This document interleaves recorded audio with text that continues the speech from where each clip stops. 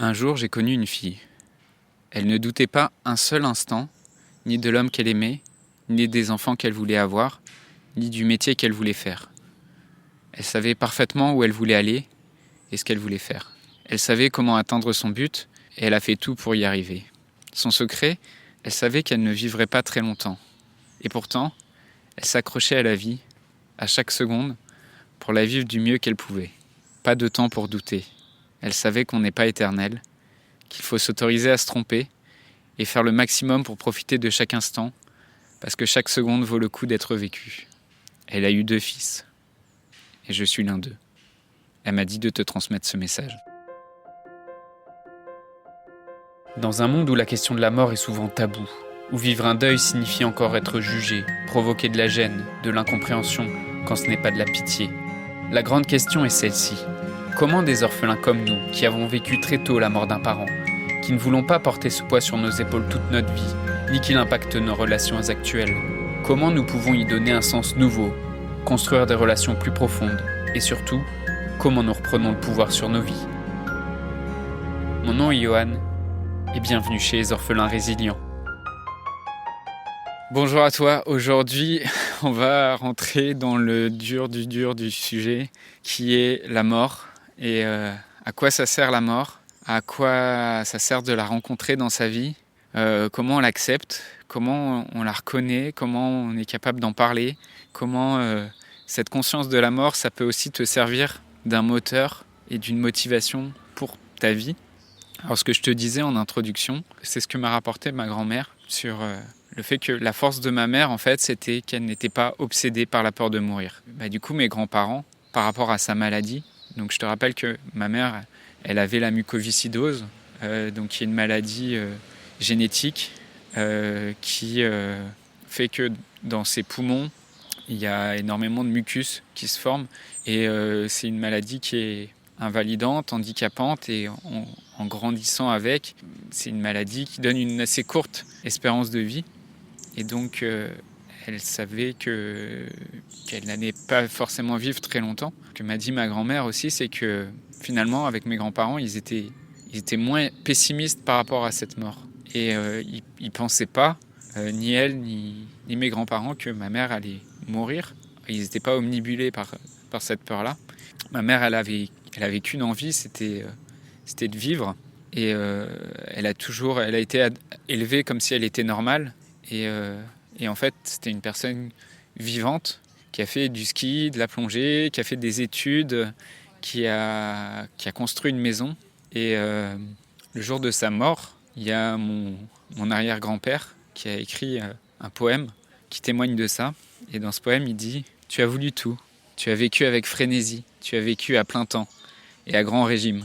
Tu as tout consommé, tout dévoré, avec amour, avec passion et avec ardeur.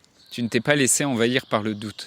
Nous avons admiré ton cran, sans plainte, sans gémissement. » Alors qu'est-ce que tu fais de cette conscience de la mort aujourd'hui, au jour où tu as perdu un parent, où tu prends conscience de cette réalité qu'on n'est pas éternel, que les personnes qui t'entourent ne sont pas éternelles, particulièrement tes parents, que quand tu es petit, tu crois que c'est des personnes éternelles. Qu'est-ce que tu fais quand la mort arrive et que tu prends conscience qu'en fait, ni toi, ni personne autour de toi n'est éternel? Qu'est-ce que tu fais de cette conscience? Est-ce qu'on est armé pour cette prise de conscience-là? Évidemment, pas du tout. Est-ce qu'on est préparé à se poser ces questions-là? Non plus. Mais je pense que le plus beau discours que j'ai entendu sur ce sujet, c'est sans doute celui de Steve Jobs. Steve Jobs, tu le sais, c'est le fondateur et le PDG d'Apple qui est mort en 2011. Steve Jobs, c'était pas un orphelin, mais il a été abandonné par sa mère naturelle et il a grandi comme un enfant adopté, élevé par une famille adoptive. Et ce que je retiens de lui, au-delà d'Apple, et de ce qu'il a fait, bien sûr, pour cette entreprise qui aujourd'hui touche des milliards de vies, c'est cette conscience de la mort qu'il a développée et qu'il a partagée dans son discours d'introduction à Stanford en 2015. Alors tu sais, c'est ce genre de discours qu'organisent les universités américaines et elles font venir des célébrités pour qu'ils donnent des vœux de réussite aux nouveaux étudiants. Et dans son discours, il y a quelques citations j'ai retenu. Si tu vis chaque jour comme si c'était le dernier, alors un jour, tu auras probablement raison. Et chaque matin où Steve Jobs se levait, il se regardait dans un miroir et il se demandait, est-ce que si aujourd'hui c'était mon dernier jour, est-ce que je ferais ce que je vais faire aujourd'hui ? Et si c'est pas le cas, si ça fait plusieurs jours de suite que je me dis que ce que je vais faire aujourd'hui, c'est pas ce que je voudrais faire, peut-être qu'il y a des choses à changer. Et puis il raconte aussi dans ce discours comment on lui a diagnostiqué un cancer du pancréas et que la mort est devenue plus que juste un vague concept intellectuel, mais une réalité. Et tout le monde meurt.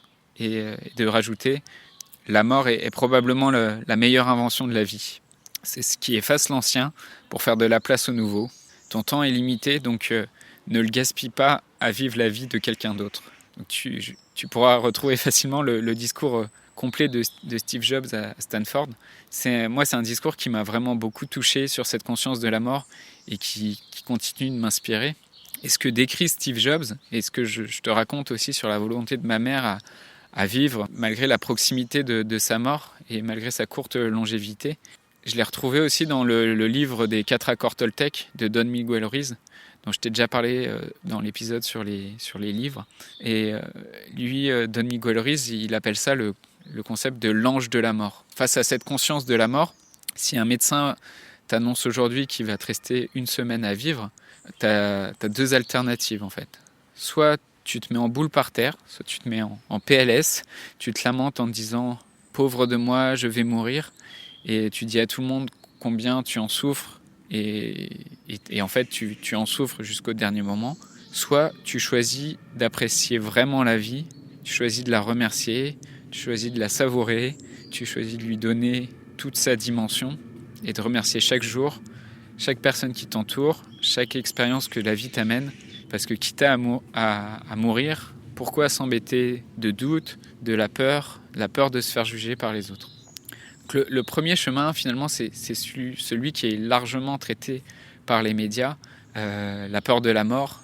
Et dès qu'on évoque la mort, en fait, dans les histoires criminelles, on le fait pour faire peur et pour faire du sensationnel.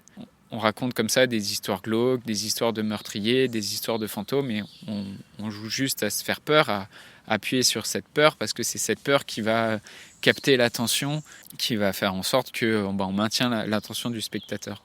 Et ce deuxième chemin que Miguel Ruiz propose et qu'il appelle l'ange de la mort, c'est le fait de prendre la mort comme conseil pour prendre les meilleures décisions.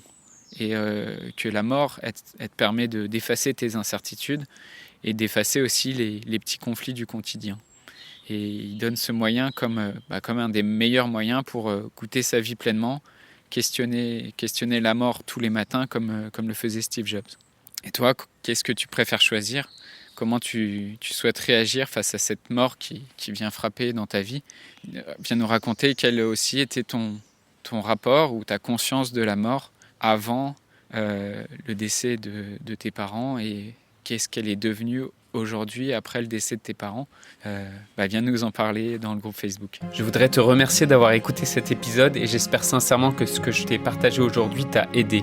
Si ça t'a aidé, alors assure-toi de le partager avec quelqu'un d'autre qui en a besoin.